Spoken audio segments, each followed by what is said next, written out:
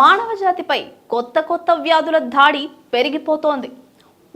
దాని తర్వాత ఒక్కటి కొత్త వ్యాధి మనుషులను అటాక్ చేస్తూనే ఉన్నాయి. కరోనాతో ప్రారంభమైన ఈ దాడి ఇంకా తగ్గడం లేదు. ఎప్పుడు ఏదో ఒక మూల ఏదో ఒక కొత్త వ్యాధి పేరు వినిపిస్తూనే ఉంది. కరోనా నుంచి కోలుకుంటున్నామనుకునే లోపే bird flu, Guillain Barre syndrome, GBS విజృంభిస్తున్నాయి. తెలుగు రాష్ట్రాలకు కూడా ఈ వ్యాధులు వ్యాపించాయి. దీంతో ప్రజలు భయాందోళనకు గురవుతున్నారు. కాగా తెలంగాణతో పోలిస్తే ఆంధ్రప్రదేశ్లో ఇప్పటికే గులియన్ బారే కేసులు చాలా నమోదయ్యాయి. చాలా మంది ఈ వ్యాధి లక్షణాలతో బాధపడుతూ హాస్పిటల్స్లో చికిత్స పొందుతున్నారు. తాజాగా ప్రకాశం జిల్లాలో ఈ గులియన్ బారే సిండ్రోమ్ కారణంగా ఓ మరణం కూడా సంభవించింది. దీంతో రాష్ట్రంలో జీబీఎస్ భయం మరింతగా పెరిగిపోయింది. ప్రకాశం జిల్లా కొమరోలు మండలం అలసందర్పల్లి గ్రామానికి చెందిన కమలమ్మ జీబీఎస్ బారిన పడ్డారు. దీంతో కుటుంబ సభ్యులు ఆమెను వైద్యం కోసం గుంటూరు ప్రభుత్వ హాస్పిటల్కు తరలించారు. ఆమెకు వైద్యులు మెరుగైన చికిత్స అందించినా ఫలితం లేకుండా పోయింది. పరిస్థితి విషమించి కమలమ్మ ప్రాణాలు వదిలేశారు. కాగా గులియన్ బారే సిండ్రోమ్తో బాధపడుతున్న కమలమ్మ గుండె సమస్యతో ప్రాణాలు వదిలినట్లు GGH superintendent doctor Ramana Yashasvi తెలిపారు. అదే ఆసుపత్రిలో చికిత్స పొందుతున్న మరో జీబీఎస్ బాధితురాలి పరిస్థితి కూడా విషమంగా ఉందని, ఆమెను కాపాడేందుకు మెరుగైన చికిత్స అందిస్తున్నామని చెప్పారు. అయితే ఈ జీబీఎస్ వ్యాధి వచ్చిన వారిలో మరణాలు కేవలం 5% లోపే అని, ప్రజలు భయాందోళనకు గురి కావద్దని GGH superintendent doctor Ramana Yashasvi సూచించారు. అసలేంటి గులియన్ బారే సిండ్రోమ్ అనేది ఇప్పుడు చూద్దాం. గులియన్ బారే అనేది ఓ బ్యాక్టీరియా ద్వారా సంక్రమించే వ్యాధి అని వైద్యులు చెప్తున్నారు.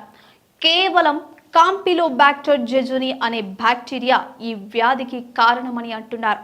ఈ జీబీఎస్ శరీరంలోకి ప్రవేశించి రోగనిరోధక శక్తిని ప్రభావితం చేస్తోందని చెప్తున్నారు. ఈ బ్యాక్టీరియా నరాలపై దాడి చేయడంతో తిమ్మిర్లు, కండరాల బలహీనత, పక్షవాతం వచ్చే అవకాశాలు ఉంటాయని, కొన్నిసార్లు ఇది ప్రాణాంతకమవుతుందని హెచ్చరిస్తున్నారు. జీబీఎస్ లక్షణాలు ఎలా ఉంటాయో ఇప్పుడు తెలుసుకుందాం. గులియన్ బారే సిండ్రోమ్ బారిన పడిన వారిలో ముందుగా కనిపించే ప్రధాన లక్షణం తిమ్మిర్లు. అరచేతులు, పాదాల్లో తిమ్మిర్లు వచ్చి మొద్దు బారినట్లు అయిపోతాయి. ఇది క్రమంగా పెరుగుతూ శరీరం అంతా వ్యాపిస్తుంది. ఈ తిమ్మిర్ల కారణంగా శరీరం జలధరింపులకు గురవుతుంది. ఈ వ్యాధి సోకిన వారిలో మరోవైపు జ్వరం, పొత్తి కడుపులో నొప్పి, వాంతులు, విరోచనాలు, కాళ్ళు చేతుల్లో నొప్పులు వంటి లక్షణాలు కూడా కనిపిస్తాయి. ఈ జీబీఎస్ శ్వాస వ్యవస్థ పైన ప్రభావం చూపుతోంది. శ్వాస కండరాలపైన ఎఫెక్ట్ పడి ఇది సోకిన వారు ఊపిరి తీసుకోవడంలో ఇబ్బందులు ఎదుర్కొంటారు. ఈ సిండ్రోమ్ రక్తపోటుపై ప్రభావం చూపి గుండె పనితీరును దెబ్బతీస్తుంది. కొందరిలో ఇది హార్ట్ అటాక్కు దారితీస్తుంది. కొన్నిసార్లు గొంతులోని కండరాలపై కూడా ఇది ప్రభావం చూపడంతో ఆహారం నమలడం, మింగడం, మాట్లాడడం కూడా ఇబ్బందిగా మారిపోతుంది.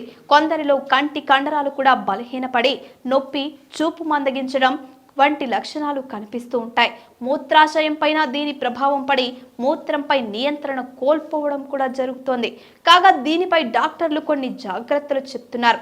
జీబీఎస్ అనేది అంటువ్యాధి కాదు కాబట్టి భయపడాల్సిన పని లేదని అంటున్నారు.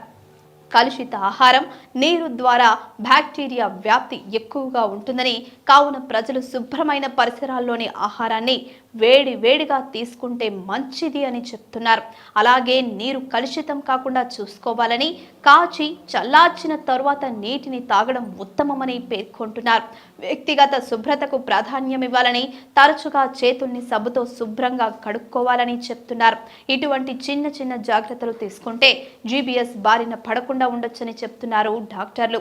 Please subscribe to the channel and download the Politicos app from the links in the description.